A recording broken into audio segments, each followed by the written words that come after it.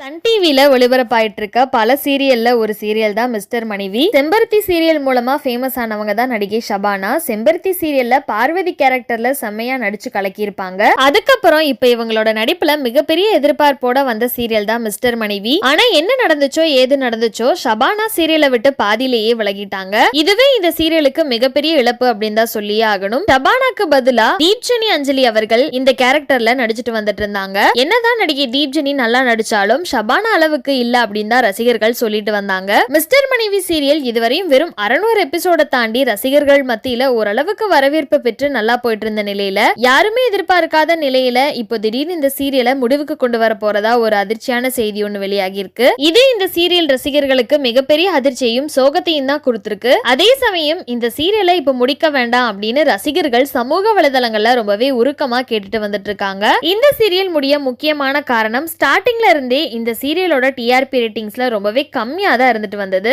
அதுவும் கடந்த சில வாரமா டிஆர்பில 2 to 3 பாயிண்ட் கூட எடுக்கல. அது மட்டும் இல்லாம தொடர்ந்து இப்போ பல புது சீரியல் வரப்போறனால வேற வழியே இல்லாம இந்த சீரியலை முடிக்க போறதா சொல்லியிருக்காங்க. இந்த சீரியலோட கிளைமேக்ஸ் இந்த வாரம் ஒளிபரப்பு பண்ண போறாங்களாம். மிஸ்டர் மனைவி சீரியலுக்கு பதிலா அடுத்த வாரம் முதல் எதிர்நீச்சல் தொடர் அப்படிங்கிறது ஒளிபரப்பு பண்ண போறதா சொல்லப்பட்டு இருக்கு.